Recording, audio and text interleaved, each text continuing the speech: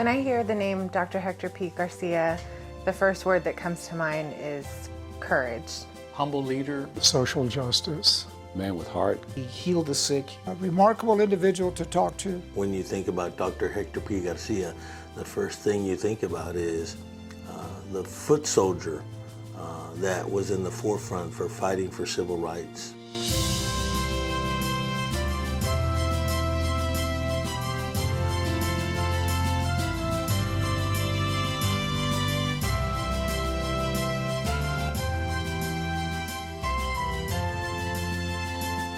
Dr. Hector's credentials on everything that he accomplished throughout his history was unbelievable, but don't take my word for it. Amongst other things, I served in World War II as an infantry officer. I had command. I commanded infantry troops. I commanded combat engineer troops. I was a reserve officer. I was the age of 20. I know discipline.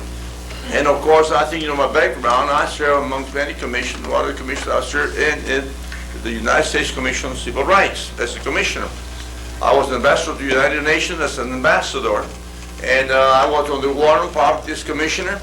I was on the Civil Rights. I was advisor to the President.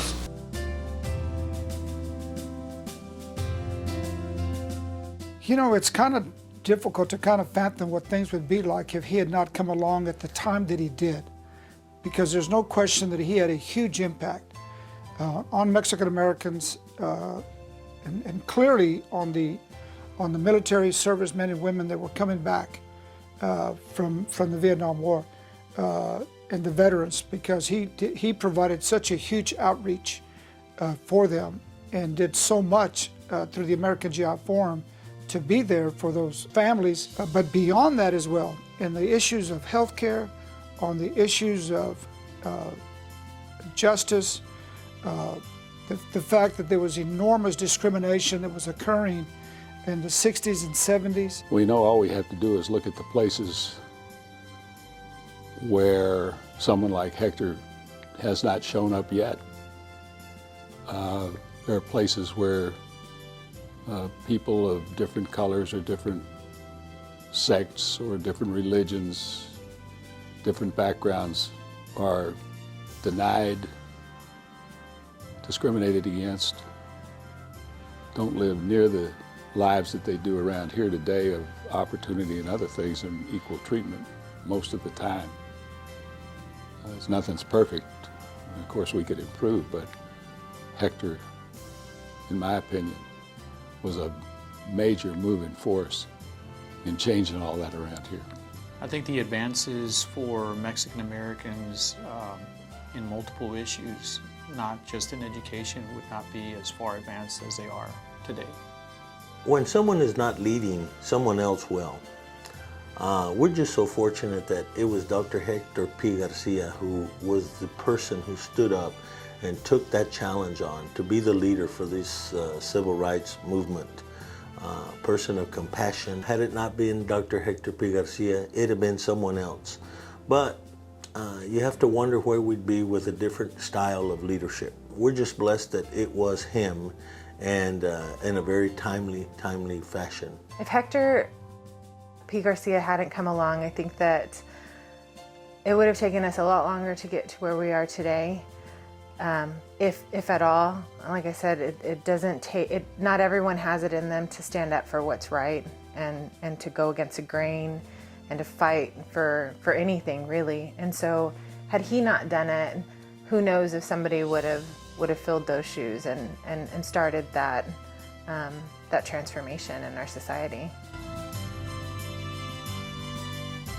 But it was Dr. Hector who clearly stated, if you support the conservative, you're going to win.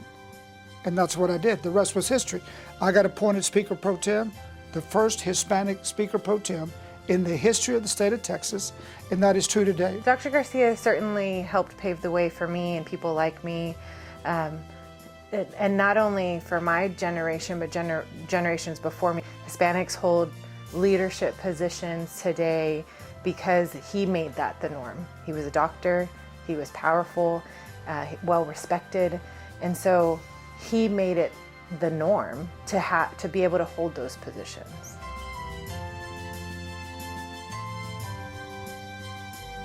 he was a very attentive and caring physician. He didn't turn people away. When you went to his office, they were all there waiting, and they would wait hours if they had to, but he had to, and he'd stay and he'd see them all. He was a great physician too. He was an outstanding physician from a physician's standpoint. He knew his medicine. I have in the hospital right now about 3 people over 100 years old, and I work 7 days a week sometimes, even when I'm not supposed to be working. By that I mean people think I've retired. I may have as many as 70, 80 patients a day, but you are important. I think we're like in the mid-40s when I met him. And he made a big impression on me because he was, you know, Mexican-American and a doctor and very patient. And like I said, he used to make home visits. That impressed me a lot because my uncle was very, very sick. And he went there. It was late, about 10 o'clock at night. And my aunt couldn't find a doctor. So someone said, let's call Dr. Garcia. And yes, he got there right away and treated my uncle. And he said he didn't want to, for him to go later and pay the office, but he didn't need any money right now. He cured so many folks, many of whom were sick and could not pay. He was able to help them for free. But he also delivered so many children during his years here as a practitioner. Dr. Garcia delivered 9 of my 10 children. I wanted him to deliver my 10th, but I think he was out of town or something like that. And it took me real fast to have him, but he delivered my 9 babies. Mm-hmm.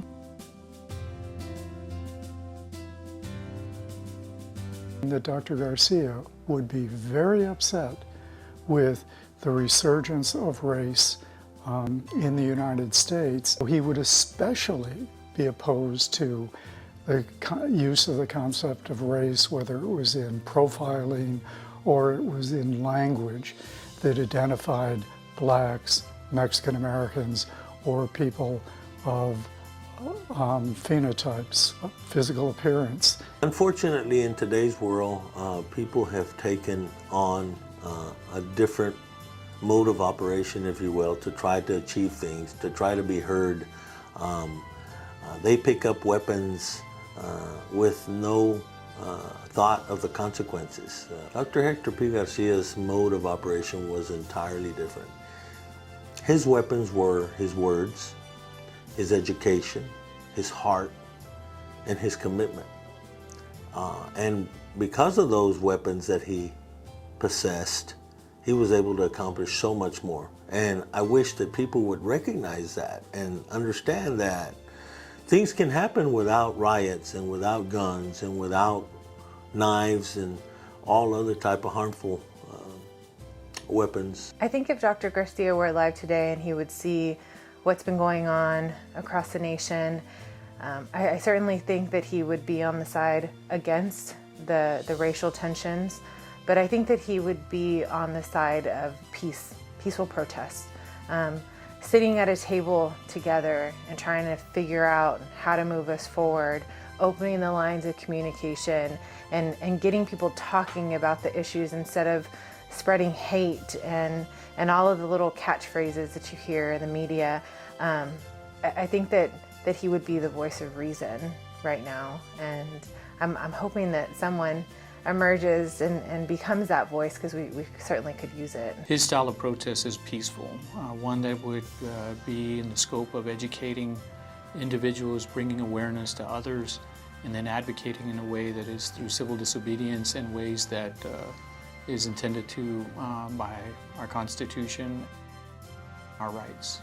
Some of the things that are happening in our world today happened during Dr. Hector's time, and we need someone like Dr. Hector to help come up with some ideas and some ways to get people back together and get the nation back together as a whole.